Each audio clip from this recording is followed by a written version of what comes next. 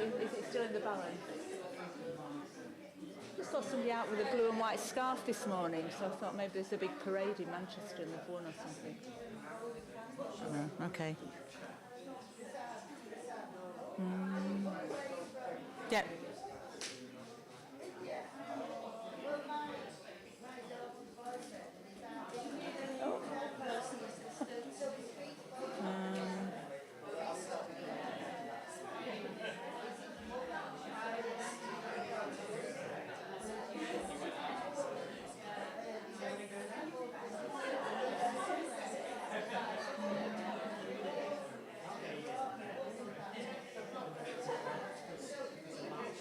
All right.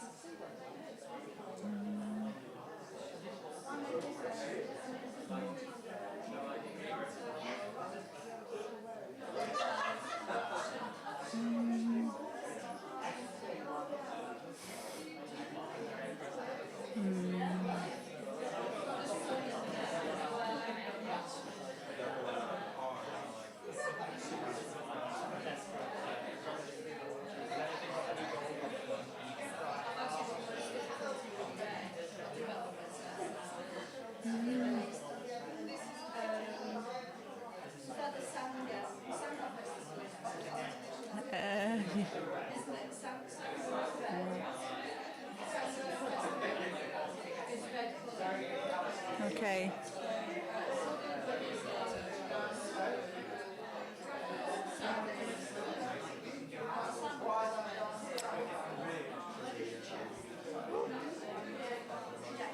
Okay.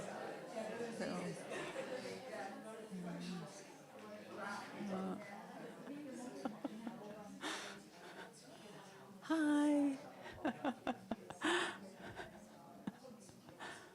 Oh.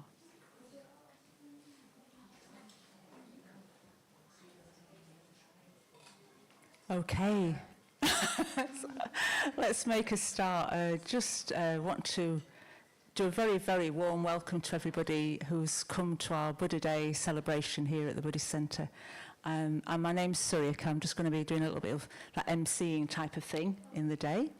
But I want to do some special welcomes, really. So will you pop your hand up if this is the first time you've been to a festival at the Buddhist Centre? Wow, that's fantastic. So, really special welcome to all you new people. And those of us who are sort of more familiar with the Buddhist Centre, do go and say hello to those newer people. Make them really, really welcome to our Buddha Day festival. And also a big welcome to people who are joining us. We're being live streamed, so I don't know who's out there, but whoever's out there, just a big hello to you from all of us in the Shrine Room, and I hope that you can have a very rich day of celebrating the Buddha, even though you're at home, and just sort of join in with the sort of event today. And there's a couple of other sort of special things I want to say. So one is that today is Silabodhi's sort of last festival day as our current chair of the Buddhist Centre. Where is he? He's there. There's Silabodhi. Oh. So I hope you're going to enjoy it, Silabodhi. Yeah, it's sort of just great to have so many Sangha people here today, and I know that you're going to be giving a talk later on, so look forward to that. And also at the back of the room is Lokeshwari, if Lokeshwari wants to just stand up. So it's not quite official yet, because we've not done the ritual, but Lokeshwari is going to be the new chair of the Manchester Buddhist Centre, so it's lovely that you're here for Buddha Day Festival. Big shoes to fill, indeed. So those are my special welcomes. And to all of us, really. It's a beautiful day, isn't it, outside? And I know on a day like this, I'd be like, right, I'm getting out for a big walk somewhere with me picnic and things. But actually, it felt really good coming in today. I was cycling in today, and a song was going through my mind. I can't remember the whole lines, but it's something like that song that has that line in it, "Nothing compares to you." Do you know that song? Yeah, and I was thinking nothing compares to the Buddha, really. So however gorgeous it is outside, however much I love going walking, like nothing really compares to the Buddha. And we're going to be really bringing the Buddha to mind today and celebrating what a remarkable thing Siddhartha Gautama did in gaining enlightenment. Got a few thanks as well. It's always important to thank people who've helped make this day happen today. So we've got a wonderful festival team that get all the room ready, get the kitchen ready, just make sure everything's in place so we can just come and enjoy the day. So I think the folk involved this time were Alison, Sean, Joe, Effie, Peter's on reception as well, which is fantastic. And then there's been a wonderful team created this shrine, led by our wonderful shrine maker Amrita Saki, who always pulls out the stops. So the shrine team were Amrita Saki, Sia, Steve, and Kema Bodhani. So all that energy has been put into creating a beautiful shrine today. And also Robin's over there on the tech, so thanks, Robin. So we're going to open our celebration in a very traditional way, and some of you this will be new to, but feel free to join in or just listen. But we do something that's called saluting the shrine, or what's another way of putting it? Showing our reverence to the Buddha, so the human being who gained enlightenment, showed us it's possible to really transform ourselves. The Dharma, all the teachings of the Buddha that lead us to becoming happier, more fulfilled, positive, wise, friendly human beings. And the Sangha, the community of people who are following the Buddha's teachings in their life. So I invite you to join in if you wish. It's in call and response or just listen.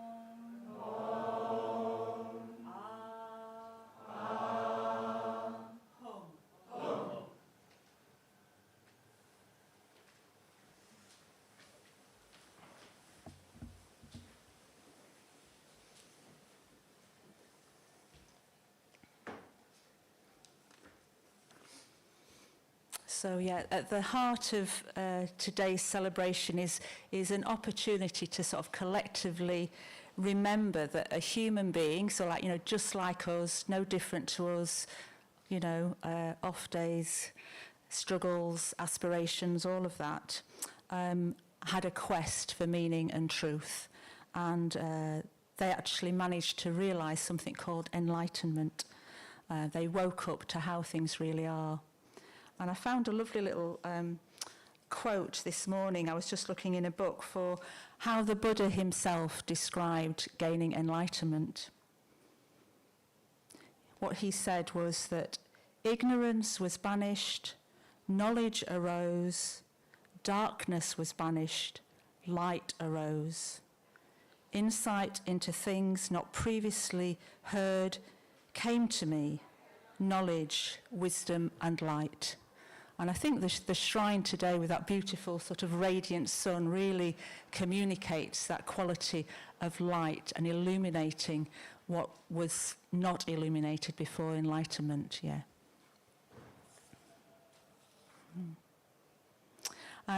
We did have a little plan today that the families group were going to do a little play together. Now, I think we've only got Rosa here, haven't we? Which is, you're wonderful, Rosa, and you're really welcome. I think that, I don't know whether other children got to today. Perhaps they're all playing out in the sunshine.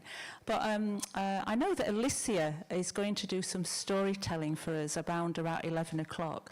And I don't know if you're going to be involved or not, Rosa. You might want to watch or you might want to join in. But I know that Alicia is going to do that at 11 o'clock and really evoke the story of the Buddha gaining enlightenment for us.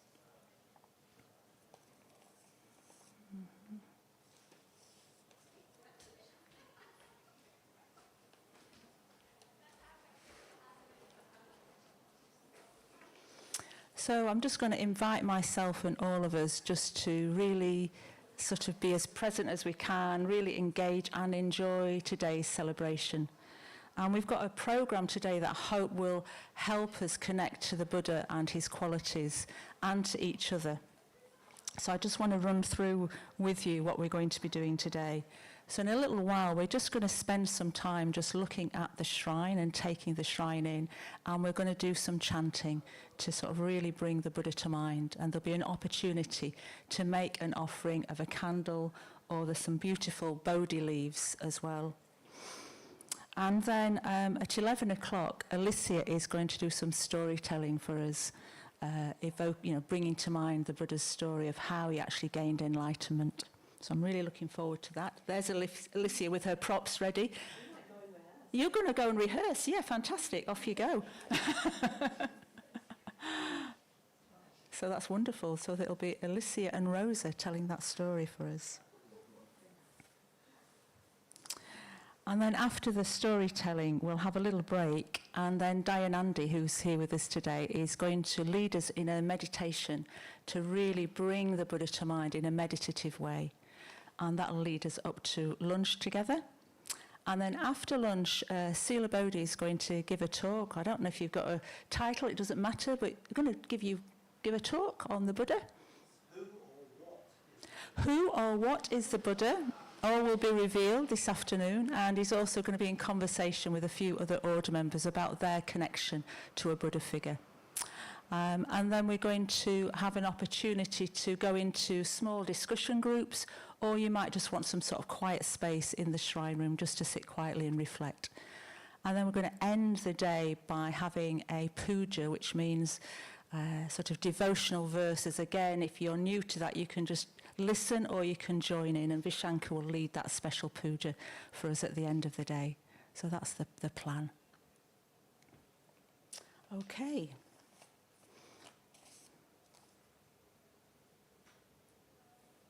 So I just want to invite us all just to maybe just close our eyes for a few minutes, have a sense of arriving here.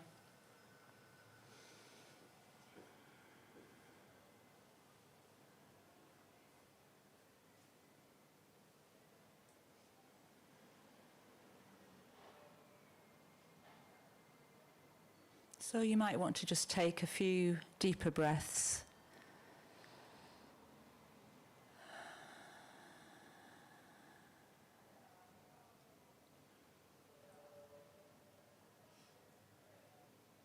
It's always helpful, I think, just to contact our physical bodies. Helps us arrive into the present moment.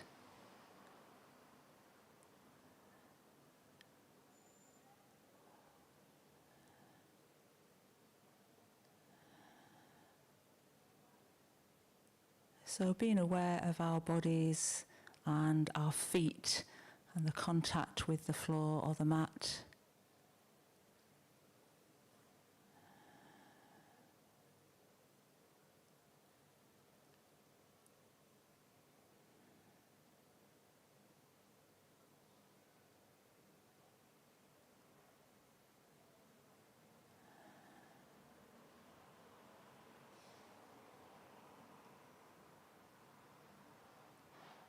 And just getting a sense of how you are this morning. I've no idea how your day started or your journey here, but here's a little pause just to check in with yourself, how you are today, your mood, your state of mind.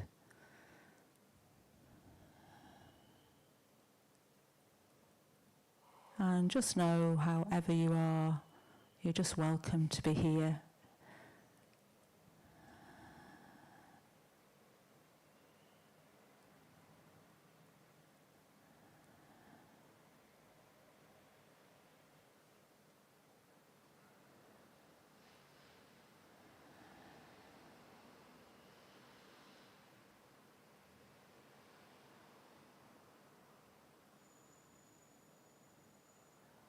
And here we are, right in the heart of the city centre.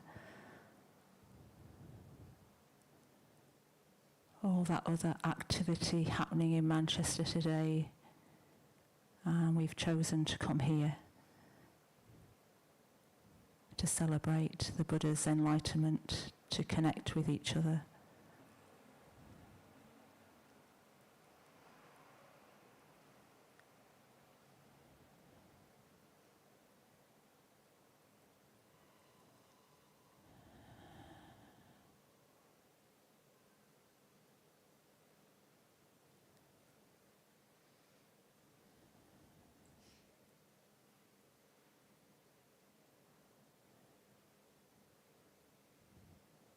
And in a minute or two, I'll invite us to open our eyes and just really look at the shrine. For those of us who've been coming here quite a while, perhaps we stop really taking in what we see in front of us, the image of a Buddha holding a lotus flower, the goldenness, the flowers,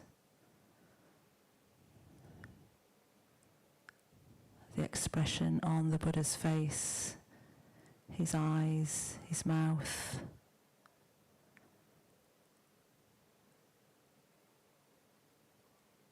His posture.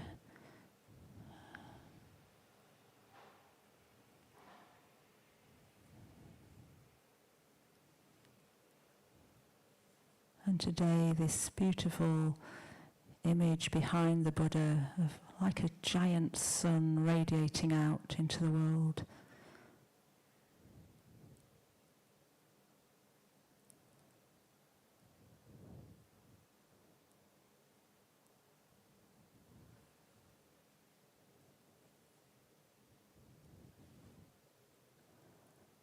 So we can open our eyes and just take in the shrine and the imagery and just see what our response is. There's no right or wrong response. It's just giving ourselves time to really take in this image, the colour.